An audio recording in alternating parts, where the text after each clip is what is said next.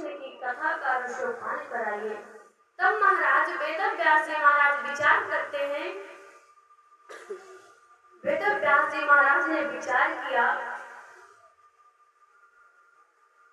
कि मैं कैसे कहूं कि मेरा जो बेटा है उसने काम को जीता है और क्रोध पर विजय पाई है, मैं कैसे कहूं। और ये महाराज ये हमारे जीवन के महान शत्रु हैं, काम और क्रोध। काम क्रोध को जिसने जीत लिया वही सबसे बड़ा महान पुरुष है। तो सुखदेव जी ने काम को जीता और क्रोध पर विजय पाई।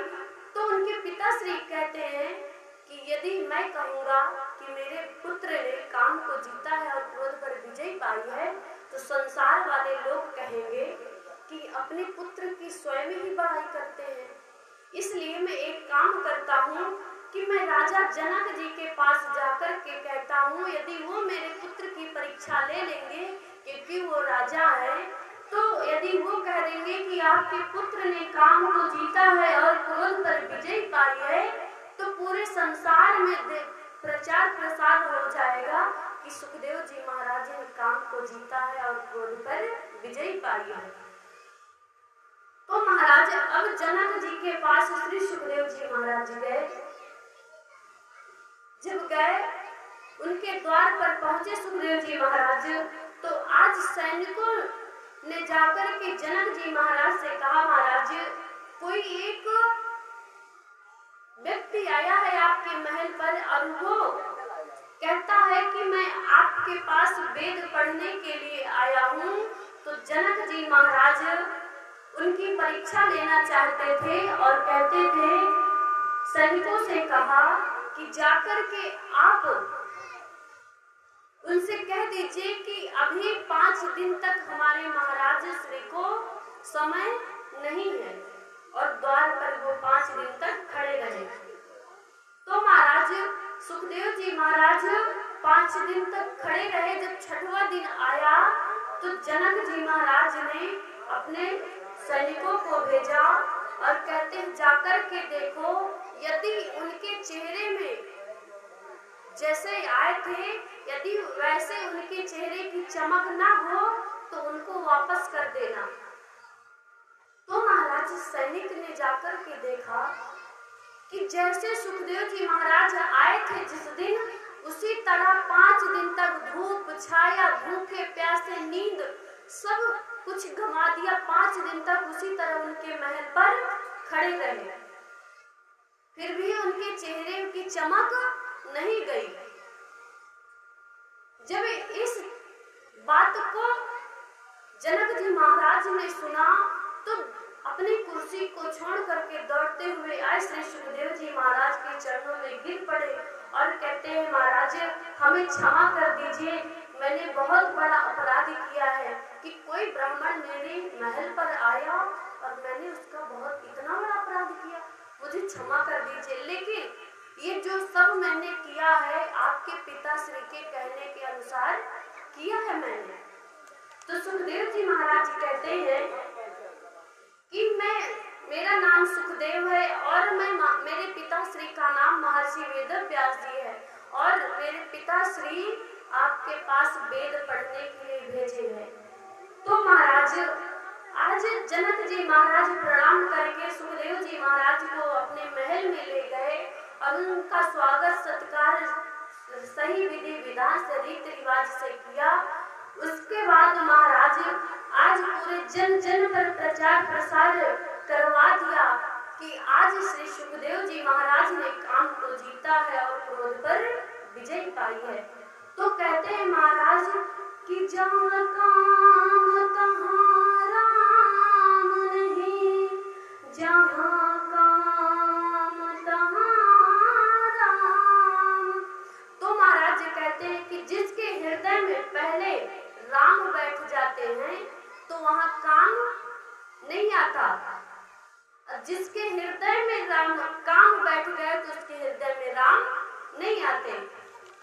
उसके बाद महाराज आज श्री सुखदेव जी महाराज क्रोध पर विजय पाई और आज श्री सूत जी महाराज शौनकादिक ऋषियों को कौरव और पांडवों की कथा का क्या कराते हैं? आज कौरव और पांडवों की कथा सुनाते हैं उन्हें। कैसे कि राजन, एक समय की बात है कि कौरव और पांडव में जब युद्ध चला तो 100 के 100 कौरव मारे गए। कौरव कितने थे महाराज? कौरव कितने थे? कौरव 100 थे और पांडव 5 थे। तो महाराज कौरवों में कितने मारे गए? युद्ध में 99 मारे गए, केवल एक बचा था। कौन? दुर्योधन। जब दुर्योधन बचा था तो उसको भी मैत्रेय मुनि ने श्राप दिया था कि तुम्हें भीमसेन की गदा से तुम्हारे जंघा पर प्रहार होगा। तो महाराज भी जब दुर्योधन बचा था तो भी भीमसेन भैया ने अपने गदा से उसके जंघा को तोड़ दिया था दुर्योधन के। अब महाराज उसकी ऐसी परिस्थिति हो गई कि अब वो अपनी मौत का एक एक पल वो गिन रहा है दुर्योधन।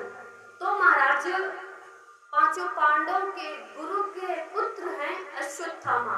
कौन है? अश्वत्थामा। अब महाराज दुर्योधन के पास अश्वत्थामा ने आकर के कहा, मित्रवर, ये परिस्थिति तुम्हारी कैसे हो गई? किसने ये तुम्हारे साथ ये दुर्गति किसने की है? आप मुझे बताओ तो सही। तो महाराज दुर्योधन कहता है कि और कौन कर सकता है? बोले इन 5 पांडवों में से कोई है। बोले कौन? नाम तो बताओगे? तो कहते हैं भीमसेन। बोले उसने किया? उसकी इतनी हिम्मत? बोले हाँ।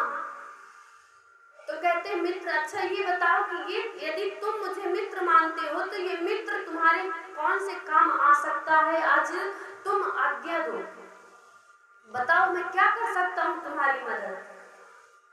तो महाराज दुर्योधन ने कहा कि मुझे 5 पांडव की मृत्यु चाहिए, मुझे 5 पांडव मरे मिलने चाहिए। तो अश्वत्थामा कहते हैं बस इतनी छोटी सी बात, समझ लो आपने कह दिया और ये काम हो गया। अश्वत्थामा ने कहा महाराज, जब इस बात को अश्वत्थामा ने सुना तो कहता है मित्र, ये समझ लो काम हो गया।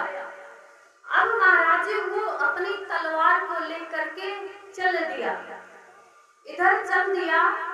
तो अब महाराज गोविंद, कौन? श्री ठाकुर जी, बाल कृष्ण भगवान कन्हैया जी आज 5 पांडवों के साथ रहते हैं। कैसे? भगवान कहते हैं, शास्त्र में कहता है कि जो जिसके पास धन है, सुख है, उसका कभी मैं साथ नहीं देता, और जो दुखी रहता है, जिसके जीवन में परेशानी होती है, उसका मैं पल पल रक्षा करता हूँ। कैसे? कि 5 पांडव के पास कुछ भी नहीं था और उनके जीवन में दुख ही दुख था। इसलिए श्री ठाकुर जी ने आज उनका पग पग पर उनकी सहायता की और उनको हर एक चीज पे विजय मिली, 5 पांडव को। और कौरवों के पास सब कुछ था, लेकिन आने वाले समय में सब कुछ उनका सर्वनाश हो गया, नष्ट हो गया। तो महाराज कहते हैं कि जाको राखी साया, मार सके ना कोई, बाल न बांका कर सके, जो जग बैरी होए। महाराज कहते हैं जिसका रक्षक गोविंद है, जिसका रखवाला कन्हैया है, उसे कौन कैसे मार सकता है? उसका बाल बांका कौन कर सकता है?